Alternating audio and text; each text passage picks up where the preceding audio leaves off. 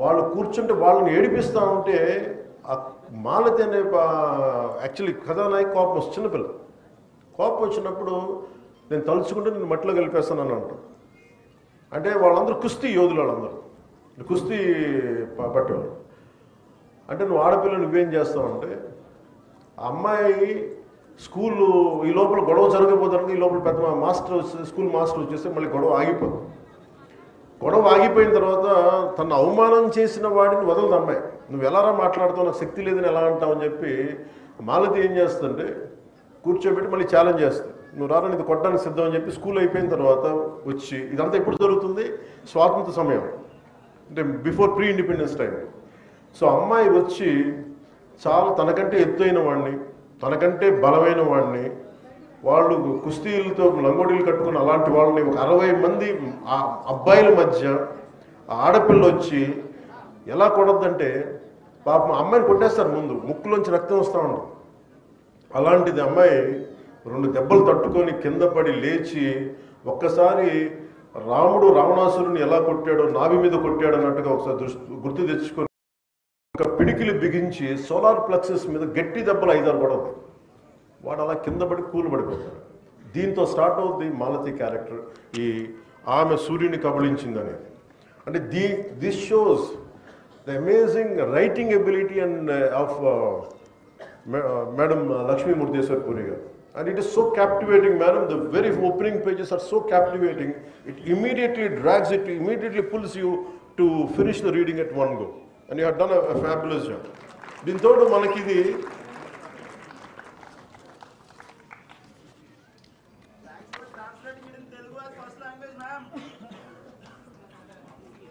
people are thanking now. అంటే ఈ నవలలో నాకు అనిపించింది ఏంటంటే, ఈ నవల నాయిక మాలతి జీవిత గారి ద్వారా రచయిత్రి భారత స్వాతంత్ర పోరాటం, మహిళా సాధికారత, ఆనాటి సామాజిక పరిస్థితుల్ని మనకి ఇందాక మీరు చెప్పినట్టుగా చాలా మన ఎమోషన్స్ దగ్గరగా ఉండేలాగా కళ్ళగట్టినట్టు చేపించారు. అలాగే మాలతి ధైర్యం, మేధస్సు, భారతీయ మహిళ తాలూకు ఆత్మగౌరవానికి ఒక ప్రతీక. ఆడపిల్ల చదువుకోవడం నేరంగా చూసే కాలంలో ఆవిడ విద్యను అభ్యసించింది. సో ఇలాంటి న్యాయశాస్త్రం పట్టా పొంది తన జీవిత భాగస్వామి తనే ఎంచుకుంది. మాలతి కేవలం కథానాయిక మాత్రమే కాదు, మన ఆధునిక భారతీయ మహిళా శక్తికి ప్రతీక. ఈ నవల చరిత్ర, రాజకీయాలు, భావోద్వేగాలను కలిపి చాలా అద్భుతంగా నడిపిస్తుంది. స్వాతంత్ర పోరాటం నుంచి స్వాతంత్రానంతరం వరకు సాగిన ఈ దేశ ప్రయాణాన్ని మన ముందుంచుతుంది. ఇలాంటి నవలని రాయడం చాలా కష్టం. అండ్ దీంట్లో మీకు జిడ్డు కృష్ణమూర్తి గారి క్యారెక్టర్స్ వస్తాయి. అంటే ఇవన్నీ అది మనకు చాలాసార్లు మన హిస్టారికల్ క్యారెక్టర్స్ని రీవిజిట్ చేస్తే ఎలా ఉంటుంది అనుకొస్తాం. మనం వెళ్ళి ఈ వ్యక్తిని, గాంధీ గారిని మనం వెళ్ళి మన దగ్గర ఉన్న మనకు తెలిసిన క్యారెక్టర్ ఒకటి కలిస్తే ఎలా ఉంటుంది, ఇలాంటివన్నీ అవన్నీ కూడా చాలా ఎక్స్ట్రీమ్లీ ఒక క్రియేటివ్ ఎబిలిటీస్ తోటి ఆవిడ దీన్ని జోడించిన విధానం చాలా చాలా చాలా చాలా అద్భుతంగా ఉంది. అలాగే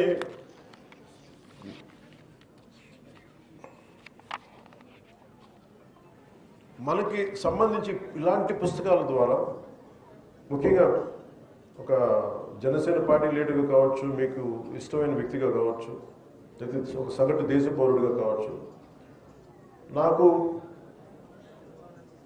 మహిళ నేను పూజించేది దుర్గాదేవి.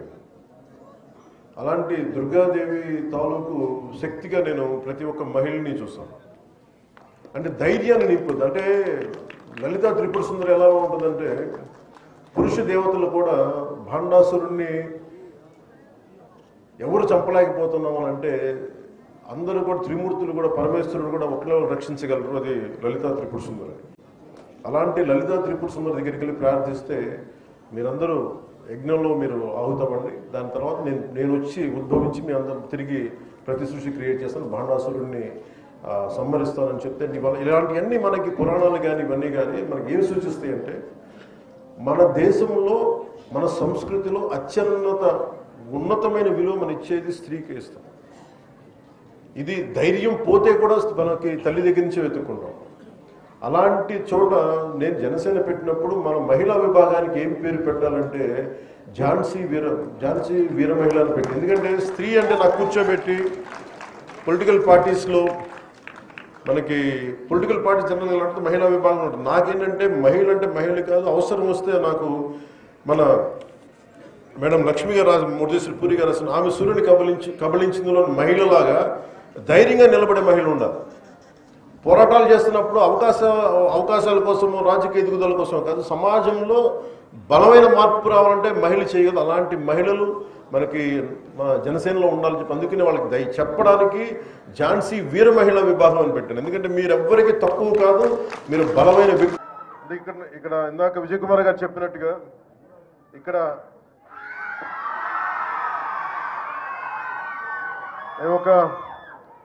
నా గురించి నేను ఏం చెప్పుకోవాలో నాకే తెలియదు. నేను యాక్టరా, ఒక డిప్యూటీ సీఎం, పార్టీ హెడ్, నాకు ఏం చెప్పుకోవాలో నాకు తెలియదు. ఖచ్చితంగా ఒకటే చెప్పగలను, రచయిత అయితే కాదు, అంతవరకు చెప్పగలను. విజయ్ కుమార్ గారు చెప్పినట్టు. కానీ పుస్తకాలు ఏంటి పనిచేస్తాయి, ఎలా పనిచేస్తాయి మన మీద అంటానికి, books are the training weights for the mind. శారీరక దారుఢ్యాన్ని పెంచుకోవడానికి కసరత్తులు చేస్తాం. మానసిక దారుఢ్యాన్ని పెంచాలి అంటే, మానసిక పరిపక్వత రావాలి, లేదంటే విస్తృతమైన ఆలోచనాన్ని పెంపొందించుకోవాలంటే ఖచ్చితంగా పుస్తకాలు చదవాలి. ఇది నాకెవరో ఆయన ఇంగ్లీష్ క్లాసిక్స్ కానీ తెలుగు రామకృష్ణ పరమహంస పుస్తకాలు చదువుతూ ఉండేవాళ్ళు. అలా నాకు అలవాటైంది. అలాగే మా అమ్మ నాకు చెప్పిన నవల మొట్టమొదటిగా ఒకటి నాకు చందమామ చదివేవాడిని. అంటే ఇవన్నీ ఎందుకు చెప్తానంటే, అంటే ఒక పుస్తకం ఎందుకు గొప్పదని చెప్పడానికి, లక్ష్మీపూరి గారి గురించి చెప్పడానికి ముందు కొంచెం ఇంట్రొడక్షన్ అవసరం కాబట్టి చెప్తాను. ముందు పుస్తకాల గురించి. మా అమ్మ నాకు ఇచ్చిన పుస్తకం ఒకటి చివరికి మిగిలేది. అది మా అమ్మ ఇచ్చింది. మా అమ్మ పెద్ద కూర్చోబెట్టి కాలేజీ ఏం చదువుకోలేదు, కానీ ఆవిడ 7th 8th ఆపేసింది, కానీ ఆవిడ చదవడం ఆపలేదు మా అమ్మ. మా నాన్నగారు కూడా అంతే. సో ఇంట్లో చదివితే సహజంగానే ఆ వాతావరణంలో ఉండే అది నాకు వచ్చింది. ఇందాక సత్యకుమార్ గారు మాట్లాడుతూ పవన్ కళ్యాణ్ ఏదైనా ప్రభావం ఉంటుంది సమాజం మీద పుస్తకం అంటే, నాకు కంప్లీట్గా నేను భారతీయ మన ఆలోచన విధానంతో ఆర్ఎస్ఎస్ లాంటి ఒక బలమైన దేశభక్తితో కూడిన ఆర్గనైజేషన్ నుంచి వచ్చిన మాకు అసలు చెగివేరా అంటే కమ్యూనిస్ట్ యోధులు అంటే మాకు పడదు. అలాంటిది ఏదో ఒక సినిమాలో పెడితే మేము ఏంటని నేను చదివాను, తెలుసుకున్నానంటే ఇవన్నీ ఏంటి నేను ఎట్లా ఆలోచిస్తానంటే, నాకు దేశభక్తి ఎవరు చెప్పక్కర్లేదు. దేశభక్తి should be innate responsibility for anyone who is Born in this country, to the matter anyone in which ever country they were born. అది బేసిక్. దాని గురించి మనం చెప్పించుకుంటున్నామంటే మనం సరిగ్గా లేవు, దృష్టి పెట్టట్లేదు. అలాగే నేను జడ్జిమెంట్ చేయను, whether I leftist or rightist. నేను ఎప్పుడు జడ్జిమెంట్, నేనేమని చెప్తానంటే సమతుల్యత. It's a balance. ప్రపంచం మనం కూర్చోబెట్టి మన ఎక్స్ట్రీమ్ లెఫ్ట్ ఎక్స్ట్రీమ్ రైట్ అంటే పనిచేయదు. సో నేను అందుకని ఈరోజు నేను పాలిటిక్స్కి వచ్చినా, పుస్తకాలు చదివినా, అది ఎవరికో చెప్పడానికో ఈరోజు పంచుకున్నాను. కానీ నా ఆలోచన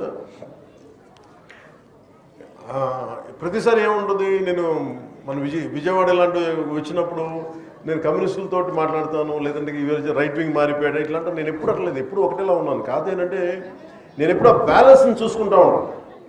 సో ఉదాహరణకి చిటా గ్యాంగ్ విప్లవ వీరులది కానీ, ఒక చంద్రశేఖర్ ఆజాద్ కానీ, అలాగే మొత్తం కూర్చోబెట్టి గజనీ మహమ్మద్ మనకి దాడులు కానీ, ఇవన్నీ ఒకటే కాలంలో ఒక 7-8 years టైంలో అటు కమ్యూనిస్ట్ చరిత్ర చదివాను, భారతీయ సంస్కృతి మీదుగా చదివాను. అలాగే నండూరు రామ్మోహన్ రావు గారి విశ్వదర్శనం కానీ, ఇవన్నీ కూడా నా మీద చాలా ప్రభావం చూపించే ఇవన్నీ.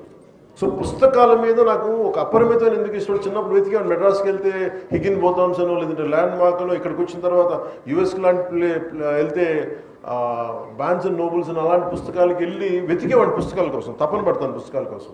ఇదంతా దేనికి చేస్తానంటే to understand each other culture, మనం వేరే సంస్కృతిని అర్థం చేసుకోవటం.